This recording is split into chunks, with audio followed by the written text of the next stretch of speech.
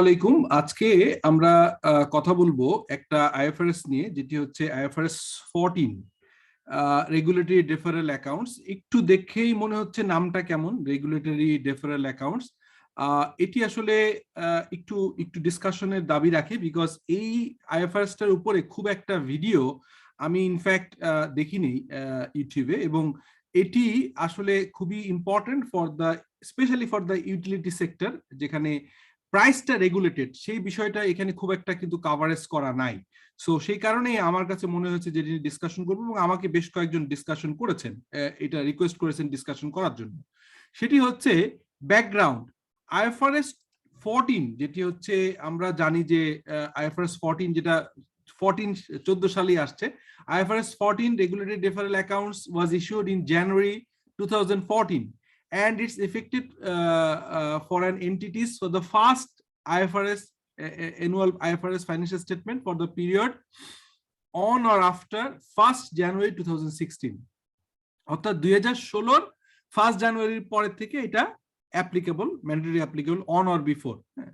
IFRS 14 is an interim standard applicable for the first time adopter of the IFRS, and that provide goods or service to the customer at a price rate that is subject to rate regulation by the government and the supply of gas or electricity.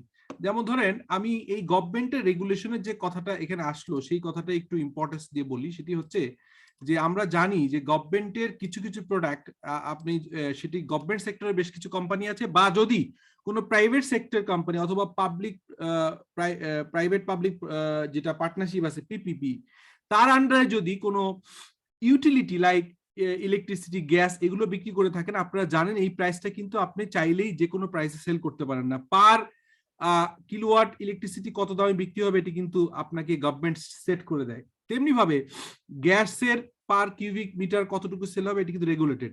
তো producer তার প্রডিউসের costing এর উপরে price কিন্তু continuously change করতে পারে না। So এই যে চেঞ্জ করতে পারেন না, তার যদি কখনো এডিশনাল খরচ হয় এবং সেই খরচটা রিকভার করতে পারেন না প্রাইস থেকে, সামনে যখন আবার আমরা জানি গণশুনানি হয়, বিভিন্ন সময় গভর্নমেন্ট পাবলিকের সাথে ডিসকাশন করে প্রাইসটা বাড়ায়, ট্যারিফ রেটটা চেঞ্জ করে। সো এই যে গভর্নমেন্ট রেগুলেটেড প্রাইস, ধরেন আপনি একটা কস্টিং, লেটস সে আগে কস্টিং ছিল 20 টাকা, ধরলাম তর্কের খাতিরে, সেটা আপনি সেল করতেন 30 টাকায়। সো 20 টাকা আপনার হচ্ছে পারচেজ প্রাইস ছিল, আর আপনি 30 টাকায় সেল করতেন। কি হলো, একটা চেঞ্জ সিচুয়েশন আসলো, যে সিচুয়েশনে আপনার কস্টিং পড়ে গেল হচ্ছে লেটস সে 27 টাকা। তখন নিশ্চয়ই আপনি আশা করবেন যে না, আমি এখান থেকে কি করব, আমি এইখান থেকে আমার প্রাইস অ্যাটলিস্ট 5 টাকা বাড়াবো। এটাই তো হওয়া উচিত। নর্মালি কি হয়, 5 টাকা বা 60 টাকা বাড়াবেন, এটাই তো হওয়ার কথা।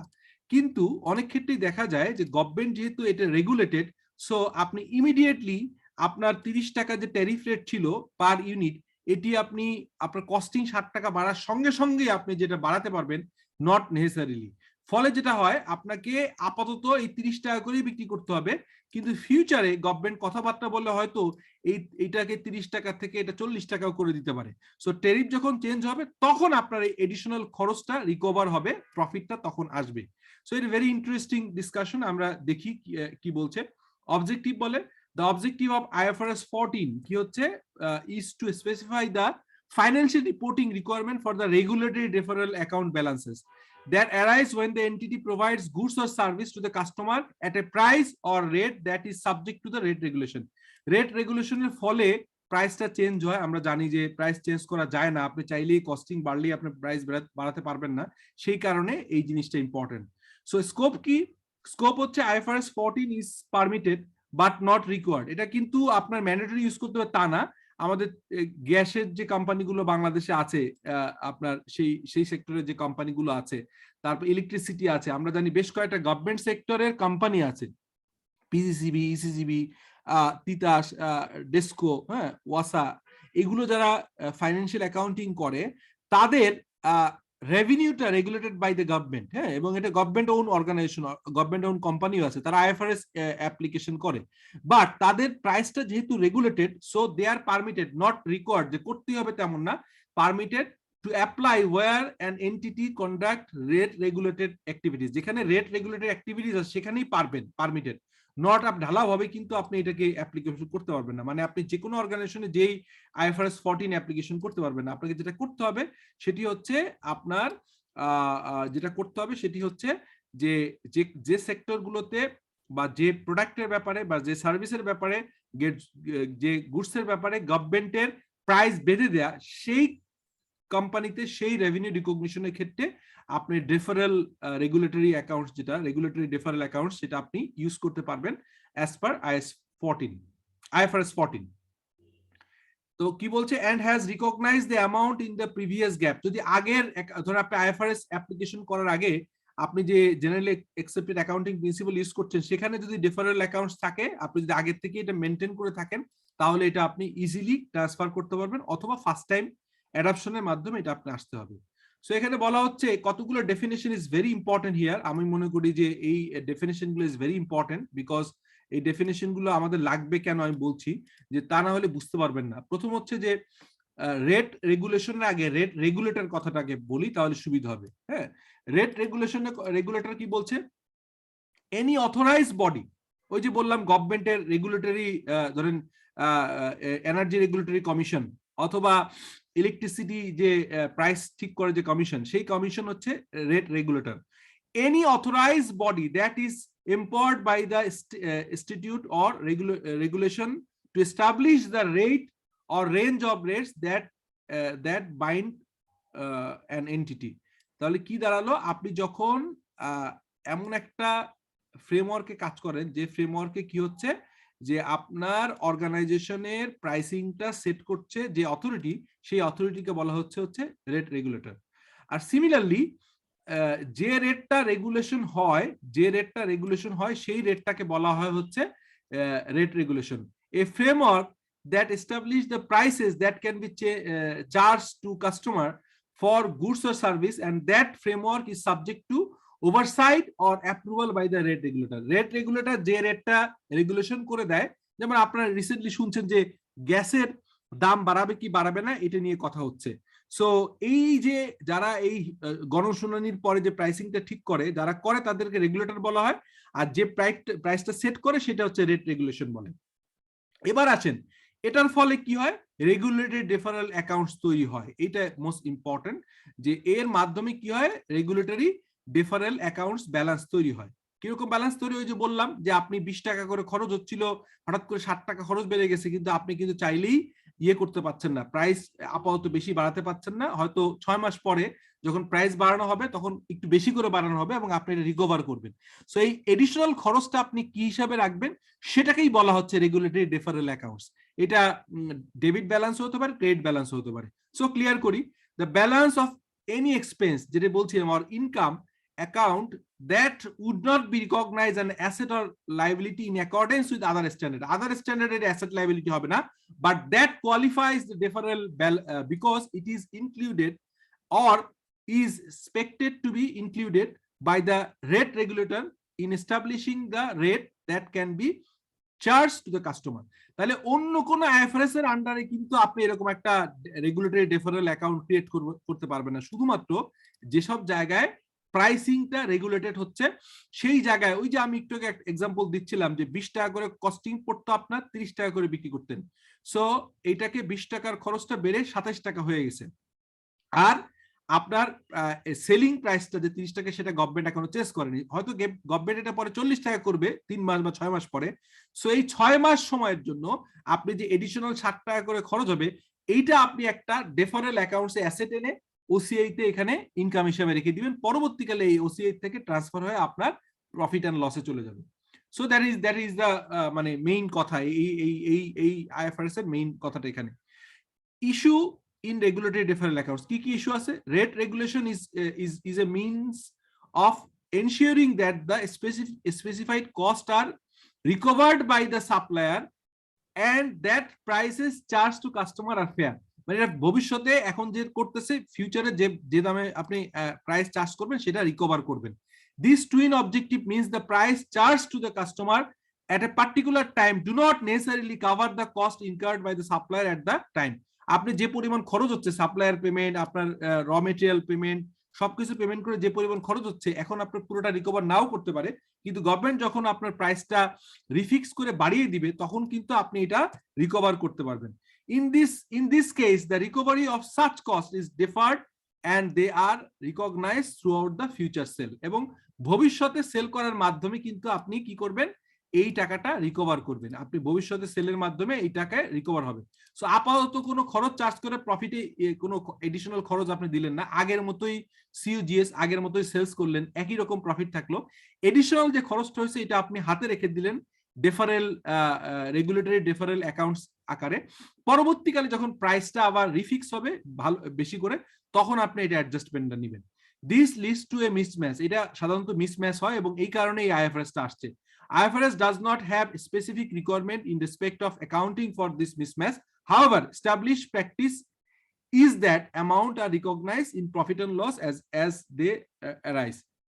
অন্যান্য আইএসএ কিন্তু মানে এই আইএফআরএসটা আসার আগে আমি বলতে চাচ্ছি যে এই IFRS 14 আসার আগ পর্যন্ত কিন্তু এরকম কোনো কিছু ছিল না, আপনাকে যে কোনো ভাবেই এটাকে ইনকাম স্টেটমেন্টে চার্জ করা হতো। কিন্তু এই IFRS 14 permits first time adopter of the IFRS to continue to recognize amount relating to the rate regulation in accordance with their previous gap when they are adopted IFRS। আগে যখন IFRS adapt করেছে তখন যেভাবে করছিল gap current country generally accepted accounting principal অনুযায়ী, এখন তারা এটাকে ফার্স্ট টাইম অ্যাডাপশন হিসেবে এটাকে ডেফারেল দেখাতে পারবে, খরচগুলোকে ডেফারেল করে পরবর্তীকালে যখন রেট বাড়বে তখন এটাকে চার্জ করতে পারবে। This is affected throughout the exemption from the paragraph 11 of the IS 8, which generally requires an entity to consider the requirement of IFRS dealing with the similar matter and the requirement of the conceptual framework when setting the accounting policy. So এখানে বলা হচ্ছে যে এটা very exceptional case এবং exceptional কেসের কারণে আপনি হচ্ছে এখানে কিন্তু এক্সাম্পশন দেয়া আছে যে আপনি এটা করতে গেলে আপনাকে রিট্রোস্পেক্টিভ ইম্প্যাক্ট ওভাবে না দিলেও চলবে, বিকজ এটা আপনি ফার্স্ট টাইম অ্যাডাপশন হিসেবে নিয়ে যেহেতু কিছু ঝামেলা ছিল এটা করবেন। তারপর বলা হচ্ছে change in the accounting policy. Accounting policy normally allowed করা না, চেঞ্জ করার কথা এখানে অ্যালাউ করা নাই। যদি কোনো অ্যাকাউন্টিং পলিসি চেঞ্জ করতে হয় ভবিষ্যতে তাহলে এটা IS 8 এর আন্ডার হবে। IS 8 আমরা জানি, IS 8 এ বলা আছে যে কোন কোন ক্ষেত্রে আপনার রিট্রোস্পেক্টিভ, কোন কোন ক্ষেত্রে প্রসপেক্টিভ ইম্প্যাক্ট হবে, সেটা IS 8 এর আন্ডারে চলে যাবে যদি কোনো ফিউচারে আবার অ্যাকাউন্টিং পলিসি আপনি চেঞ্জ করেন। Recognition and measurement.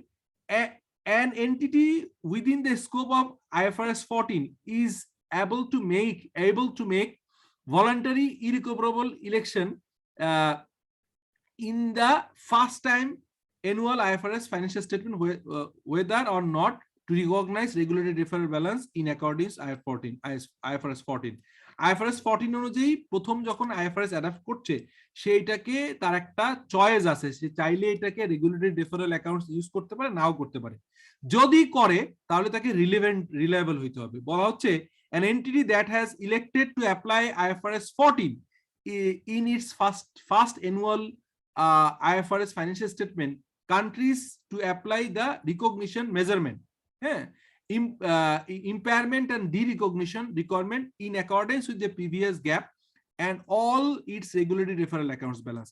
অর্থাৎ IFRS এর এই IFRS 14 করার আগে যে রেগুলেটরি ফ্রেমওয়ার্কের ভিতরে আপনি ছিলেন সেই রেগুলেটরি ফ্রেমওয়ার্ক অনুযায়ী যে রিকগনিশন, মেজারমেন্ট, ইম্পায়ারমেন্ট এবং ডিরিকগনিশন করার কথা ছিল সেটি চলতে থাকবে, আনলেস আদারওয়াইজ ইউ চুজ যে আপনি ডেফারেল এই IFRS 14 এর আন্ডারে আসবেন।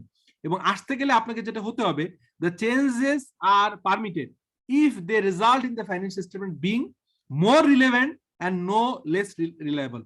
মানে আপনাকে তখনই করবেন যখন আপনার এই ফাইন্যান্সিয়াল স্টেটমেন্ট গুলো মোর রিলেভেন্ট হবে।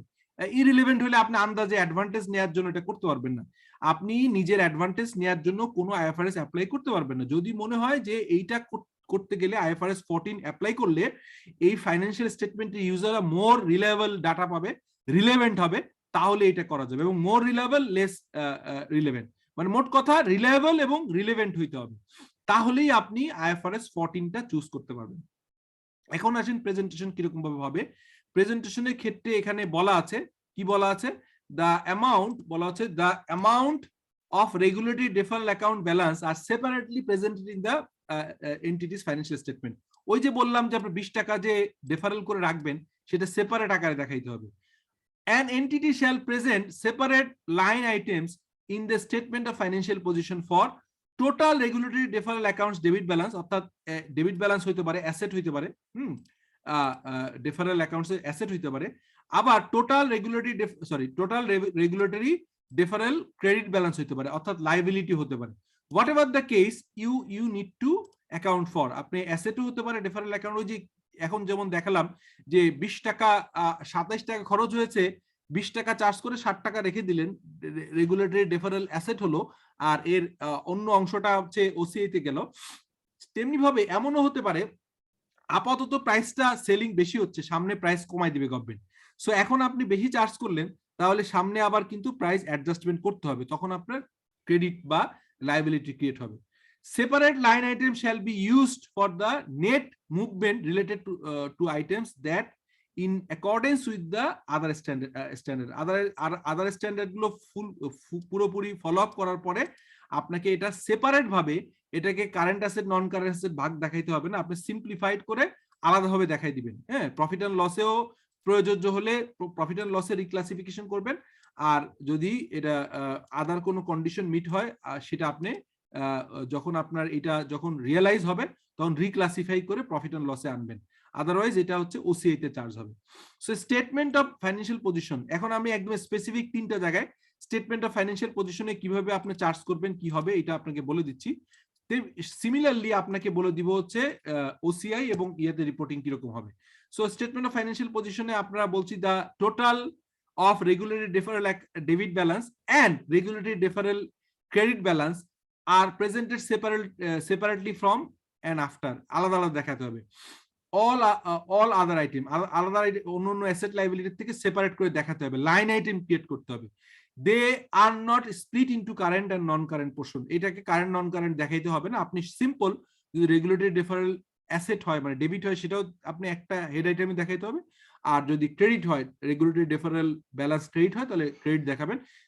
ক্রেডিট এবং ডেবিটকে আপনি নেট অফ করবেন না, আর এটাকে কারেন্ট নন কারেন্টে ভাগ করার দরকার হবে না। এরপর বলা হচ্ছে statement of profit and loss and other comprehensive income, the net movement in the regulatory deferral account balance related to both profit and লসেও থাকে এবং আদার কম্প্রিহেনসিভ ইনকাম কিরকম আসে আমি একদম ক্লিয়ার লাস্ট, এটা আমার সম্ভবত ডিসক্লোজারের আগে লাস্ট আইটেম আপনি ক্লিয়ার করছি। As presented separately from and after all other item and subtotal appropriately, আলাদা আলাদা আপনার অন্য যা যা আছে সব ঠিক থাকবে, শুধুমাত্র এগুলোকে এডিশনাল আইটেম হিসেবে দেখাইতে হবে।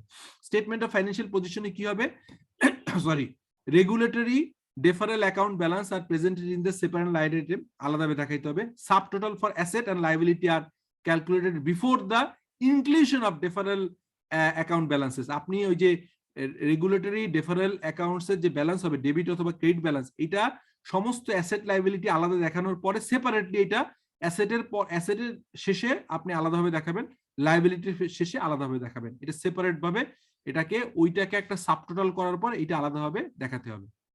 ডেবিট আর ক্রেডিট ব্যালেন্স আর নট অফসেট, এটা আমি বলছি যে ডেবিট এন্ড ক্রেডিট ব্যালেন্স কখনোই অফসেট করা যাবে না, এটা আমি আগেই বলে দিয়েছি। ওসিআই তে কি থাকবে, ওসিআই তে বলা হচ্ছে net movement in all regulatory deferral accounts balance that relate to the item recognize in OCI in the reporting period are presented separately, আপনি যেটা হচ্ছে যে রিপোর্টিং পিরিয়ডে এটা অ্যারাইজ হলো সেই রিপোর্টিং পিরিয়ডে কিন্তু আপনি ওসিআই তে এটা চার্জ করবেন। Separate line item are presented depending on the whether the net movement relating to item that will separately or reclassify profit and loss, যদি দেখা যায় পরবর্তী পিরিয়ডে প্রাইস যখন অ্যাডজাস্টমেন্ট হয়ে যাবে তখন আপনি এখান থেকে রিক্লাসিফিকেশন হবে, অর্থাৎ ওসিআই থেকে আপনি কি করতে পারবেন, ওসিআই থেকে আপনি কিন্তু পরবর্তীকালে এটাকে প্রফিট এন্ড লসে শিফট করতে পারবেন।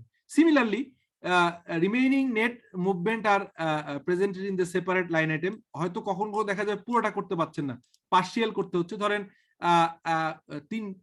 2 বছরের ডেফারেল অ্যাকাউন্ট ছিল, সো আপনি প্রতি মাসে একটু একটু অ্যাডজাস্ট করছেন, যে মাসে যেটুকু অ্যাডজাস্ট করবেন ততটুকু ওসিআই থেকে প্রফিট এন্ড লসে চলে আসবে, অর্থাৎ যে 20 টাকা খরচ আপনার চার্জ করে আসছিলেন কিন্তু অ্যাকচুয়াল খরচ 27 টাকা, সো পরবর্তীকালে সেলিং প্রাইস 30 থেকে 40 টাকা করে ফেললো, তখন এই 60 টাকা করে পার ইউনিটের খরচ আপনি মান্থলি আস্তে আস্তে করে ওসিআই থেকে প্রফিট এন্ড লসে নিয়ে আসবেন।